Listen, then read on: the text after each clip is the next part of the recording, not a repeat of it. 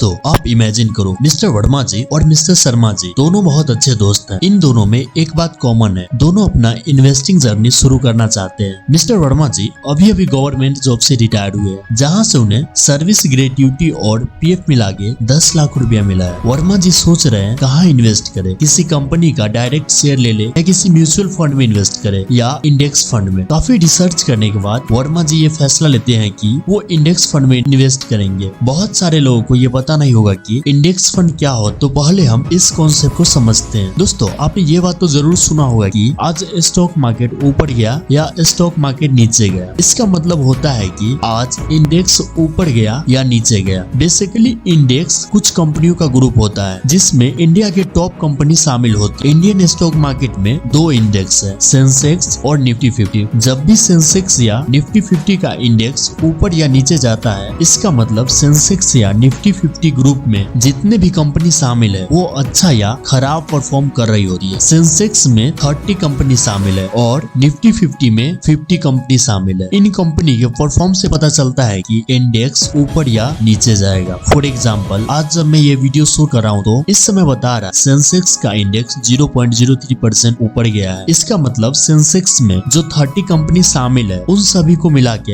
Average 0.03% ऊपर गया है और निफ्टी 50 का इंडेक्स बता रहा है 0.02% नीचे गया। इसका मतलब निफ्टी 50 में जो 50 कंपनी शामिल है उन सभी को मिला के एवरेज 0.02% नीचे गया है। आई होप अब तक आपको इंडेक्स फंड क्या होता है ये समझ में आ गया होगा। अब हम देखते हैं इंडेक्स फंड में जब हम इन्वेस्ट करते हैं हम किस कंपनी में इन्वेस्ट कर रहे हो। जैसा कि मिस्टर वर्मा जी ने एक बार में लमसम अमाउंट इन्वेस्ट किए। एग्जाम्पल के लिए हम मान लेते हैं कि वर्मा जी ने निफ्टी 50 इंडेक्स में इन्वेस्ट किए हैं, तो हम देखते हैं वर्मा जी का पैसा आखिर किस कंपनी में इन्वेस्ट हुआ है। ये रहे निफ्टी 50 इंडेक्स में शामिल कंपनी के लिस्ट। वर्मा जी का 10 लाख में से 11.67% मींस 1,16,700 रिलायंस इंडस्ट्रीज में इन्वेस्ट हुआ है एंड 8.36% मींस 83,600 HDFC बैंक में इन्वेस्ट हुआ है एंड सो ऑन। आप चार्ट देखकर खुद से कैलकुलेट कर सकते हो कि मिस्टर वर्मा जी का वेल्थ किस कंपनी में कितना परसेंट इन्वेस्ट हुआ है। इंडेक्स फंड में इन्वेस्ट करने का मतलब आप किसी एक कंपनी में इन्वेस्ट नहीं कर रहे होते हो, आप इंडिया के टॉप कंपनी में इन्वेस्ट कर रहे होते हो जो इंडिया के इकोनॉमी से डायरेक्ट लिंक होती है। फ्यूचर में अगर इनमें से कोई कंपनी अच्छा परफॉर्म नहीं करती है तो उस कंपनी को जो उस समय अच्छा परफॉर्म कर रही होती है उस कंपनी से रिप्लेस कर दिया जाता है, जिससे आपके कैपिटल पर 0% रिस्क रहता है एंड इसीलिए वर्मा जी ने इंडेक्स फंड को चुना। लेकिन इंडेक्स फंड में एक बार में लमसम अमाउंट इन्वेस्ट करने से पहले आपको ये जरूर पता होना चाहिए कि मार्केट अभी ओवर वैल्यूड है या अंडर वैल्यूड।